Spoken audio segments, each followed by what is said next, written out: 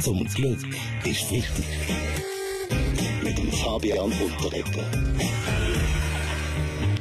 Hey, und haben wir gestaunt, oder? Eine Schweizer Zeitung hat diese Woche die Löhne von internationalen Spitzenpolitikern verglichen und herausgefunden, die Bundesrätin Sommaruga verdient mehr als der Barack Obama im Monat. SVP-Nationalrat Christoph Mörgeli. Krass, oder, die Geschichte? Ja, schauen Sie, ich habe auch gestaunt, weil arbeiten tut sie ja nicht sehr viel. Für den Coiffeur gibt sie es offensichtlich auch nicht aus, wenn man sieht. Aber ich würde mal schauen, wie viel sie in Brüssel liegen, wenn sie am Abend mit dem Schlawiner von einem Junker noch die verrauchten Spinden zieht. Verstehen Sie da, wie wir anschauen? Ja, es hat aber schon, es hat schon immer Politiker mit viel Geld gegeben. Sie zum Beispiel, Christoph Blocher. Oh, Gerb, muss ich sagen.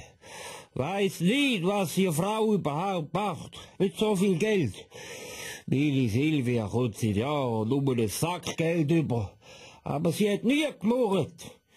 Ihr ist die Anerkennung immer wichtiger gewesen. Aha. Was heisst Sackgeld? Ja, ein paar hundert Aktien von dem Chemie. Ein anderes Thema. Heute oben spielt die Schweiz Luzern in der EM-Quali gegen Estland. SF3 überträgt live und in voller Länge durchkommentiert. Und der Nationaltrainer, der Wladimir Petkovic, ist noch rasch bei uns vorbeigekommen. Grüezi miteinander. Nervös, Petkovic? Nervös ist ein schlechter Kompass im Leben. Vielleicht ist mehr Freude. Wir spielen als Tiefe mit einem offensiven 1, 3, 2, 5, 7, 2, 8, 0, 7 System. Das wird für Estland immer sehr eng machen. Das klingt sehr raffiniert. Und was ist Ihr Tipp, Wladimir Petkovic? Gewinnt die Schweiz? Oh, wenn wir ein Tor plus als Gegner schießen, wir werden vielleicht gewinnen. Aber wenn Gegner kann auch Tore schießen, dann wieder anders. Sicher, wir gewinnen, verlieren oder auch unentschieden. Dankeschön für die scharfe Analyse. Ex- und ewig Bachelor Vujo Gavric, Sie sind ja selber immer noch Fußballer bei Rapperswil. Danke Sie manchmal beim Zuschauen. Profifußball, das wär's auch noch gewesen.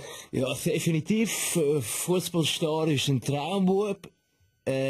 Bubtraum. Aber ich muss sagen, ich habe gemerkt, ich wollte im Shooten mit Teamkollegen auch über Immanuel Kant sein kategorisch Imperativ oder Theodor Adorno seine Kritik der Erkenntnistheorie diskutieren können. Das glaube ich ja nicht. Der Vujo Gavric, Theodor Adorno und Immanuel Kant Liebhaber. Das ist geil, oder? Ich habe alle CDs von ihm, sogar eine signierte CD-ROM, und ich hoffe, ich kann ihm mal in einem Video mitspielen. Zum Glück ist Freitag.